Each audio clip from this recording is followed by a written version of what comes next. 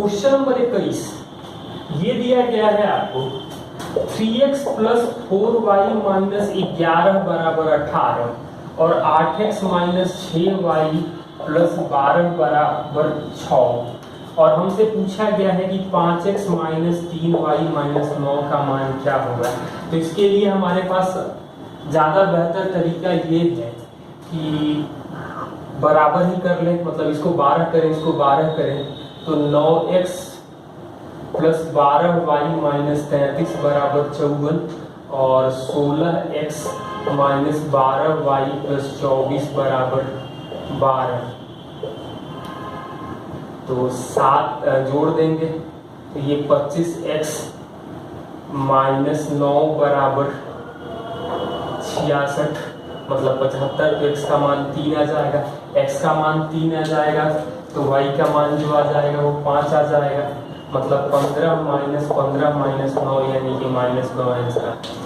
a plus b plus c दिया है 7/12, a plus b plus c दिया गया है 7/12, 3a minus 4b plus 5c दिया गया है 3/4 और 7a minus 11b minus 13c आ जाएगा माइनस 7/12 और हमसे पूछा गया है कि a प्लस सी का मान क्या होगा। ऑप्शन दिया है 1/2, 5/12, 3/4 और 1/4 में, लेकिन a और c ऑप्शन से सेटिस्फाइड कराना है तो 6/12, क्योंकि आप लोग इसको सॉल्व कर सकते हैं क्योंकि कुछ मुझे दिखाई नहीं दे रहा है और लंबा कैलकुलेशन आप लोग सब लोग करते हैं, तो बाकी तो आप लोग कर सकते हैं। आप लोग इस क्वेश्चन को ट्राई कीजिएगा। 23 नंबर सवाल में दिया गया है, दी गई आकृति PQR ये S है और PQ बराबर PS बराबर SR। ये हमें दिया है QPS 40, QPS ये 40 है तो 40 है मतलब कि ये दोनों 70 आ जाएगा तो ये 110 होगा तो ये आ जाएगा हमें 35 और 35। इसका मतलब क्या है, हमसे पूछा गया है एंगल QPR, तो QPR का मतलब आ जाएगा हमें 75 डिग्री। क्वेश्चन PQR में C केंद्रक है, PQ 30 है, PQR में PQ 30 है, QR 36 है और PR 50 है। तो भुज PQR में C केंद्रक है, तो C केंद्रक है तो केंद्रक जो माध्यिकाओं का कटान बिंदु है और भुजाओं की लंबाई हमें दे रखी है तो C ये दे रखा है। इसके बाद दिया गया है PQ मतलब भुजा 30, QR 36 और PR 50 है। D QR का मध्य बिंदु है, D जो है वो QR का मध्य बिंदु है, मतलब तो हम लोग माध्यिका की सबसे पहले लंबाई पूछा, CD का मान पूछा गया है तो सबसे पहला काम हम करेंगे कि माध्यिका की लंबाई क्या होगी।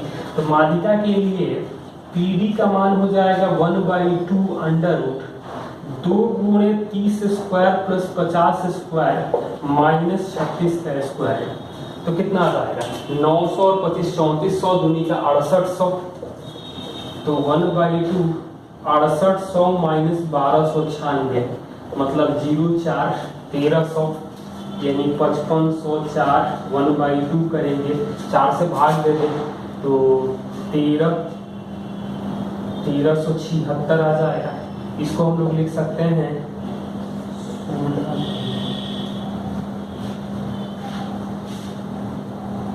16 गुणे 86 लिख सकते हैं, मतलब 4√86 ये आ जाएगा हमें PD का मान। तो हमें CD पूछा गया है तो CD जो होगा केंद्रक से यहाँ मिलाने वाली रेखा जो होगा वो माध्यिका का 1/3 होगा यानी 4√86/3 आ जाएगा। क्वेश्चन नंबर, दी गई आकृति में एक फिगर दिया गया है आपको, मैं फिगर बनाते रहता हूँ। ABC ये P है ये Q है, AQ दिया है 4√2 और QC दिया है 6√2, AB 20 है और तो PB का मान क्या होगा और PQ समानांतर है BC के, तो PQ समानांतर है BC के। इसका मतलब ये होगा कि ये 2 भाग है, ये 3 भाग है, मतलब टोटल जो होगा वो 5 होगा। तो 5 के लिए 20 दिया गया है, तो 1 के लिए आ जाएगा 4। हमसे पूछा जो गया है वो PB पूछा गया है, मतलब 3 के लिए आ जाएगा 12 सेंटीमीटर, 2 के लिए 8 आ जाता। क्वेश्चन नंबर 26, दी गई आकृति में ABC DE, D है ये E है, ये 70 डिग्री है, ये 70 डिग्री है।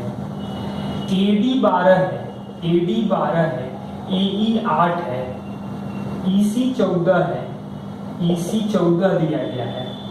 तो हमें BD का मान पूछा गया है, क्या होगा। तो एक चीज ये जान लें, ये कॉमन है दोनों में, मतलब ये अल्फा दोनों में है, इसको बीटा बीटा मान लें। तो छोटा वाला ट्रायंगल बड़े वाले ट्रायंगल मतलब समरूपता कहाँ पे आएगी, AED समरूप होगा ट्रायंगल ABC के, मतलब 70 के सामने 12 है, 70 के सामने हो जाएगा 22। अल्फा के सामने कोई जरूरत नहीं है, मतलब बीटा के सामने छोटे वाले में 8 है, बड़े वाले में बीटा के सामने है 12 प्लस BD, मतलब 3 2 36 प्लस 3 BD बराबर 44, यानी कि BD का मान आ जाएगा 8/3। हमसे पूछा गया है कि BD का मान क्या है, तो 8/3 हो जाएगा। क्वेश्चन नंबर 27, दो वृत्तों की त्रिज्याएं 9 12 है, दोनों के केंद्रों के मध्य दूरी जो है वो 15 है, तो समान कॉमन जीवा की लंबाई कॉमन कॉर्ड क्या होगा। तो क्वेश्चन नंबर 27 में दो वृत्त हैं, एक की त्रिज्या 9 है, एक की त्रिज्या 12 है, और बीच की दूरी 15 है, मतलब साफ साफ दिखाई दे रहा है कि यहाँ पे 90 डिग्री बनेगा, 9 12 15 ट्रिपलेट होता है। तो हमें कॉमन टेंजेंट बताना है, तो सबसे पहला काम करेंगे हम लोग, ये हाइट निकालने, क्योंकि राइट एंगल ट्रायंगल में हाइट निकालने का तरीका ये है 1/2 12 गुणे 9 बराबर 1/2 15 गुणे हाइट, तो 1/2 कटेगा 5 और 3 मतलब h आ जाएगा 36/5। तो पूरा जो जीवा जो मिलेगा वो 72/5 यानी 14.4 सेंटीमीटर। दो वृत्त बिंदु x पर एक दूसरे को स्पर्श करते हैं। वृत्तों की समान स्पर्श रेखाएं बिंदु P पर मिलती हैं तथा कोई भी स्पर्श रेखा x से नहीं गुजरती है। यह स्पर्श रेखा बड़े वृत्त को बिंदु B और C पर काटती है। बड़े वृत्त की त्रिज्या 15 है और CP दिया गया है 20, तो छोटे वृत्त की त्रिज्या क्या है। दो वृत्त हैं, एक बड़ा है एक छोटा है, एक दूसरे को x पर स्पर्श करते हैं। कोई भी स्पर्श रेखा x से नहीं गुजरती है, मतलब स्पर्श रेखा जो भी है वो यहां से गुजरेगी। बड़े वृत्त को B और C पर मिलती है, तो B और C।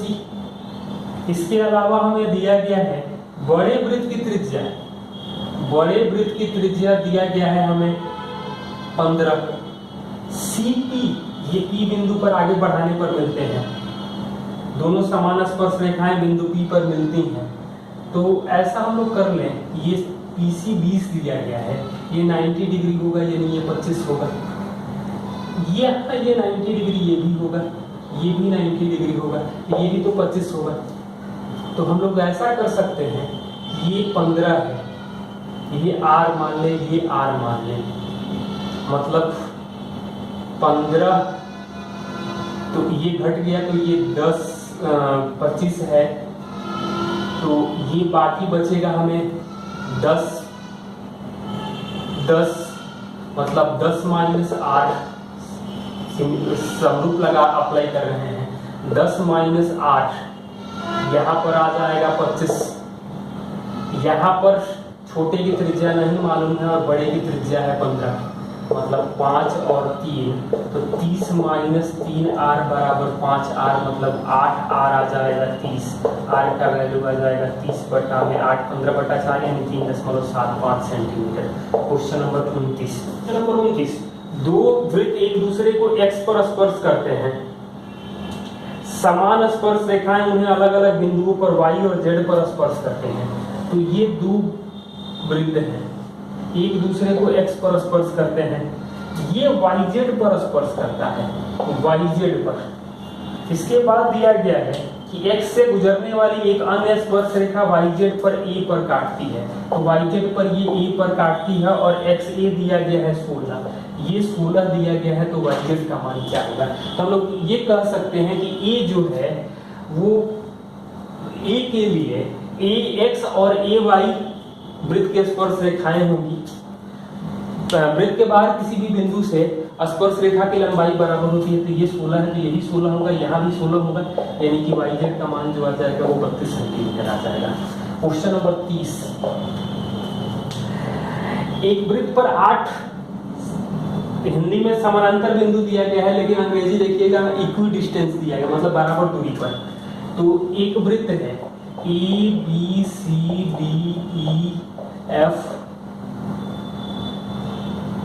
G और H, ऐसे हम लोगों को दिया गया है 8 बिंदु।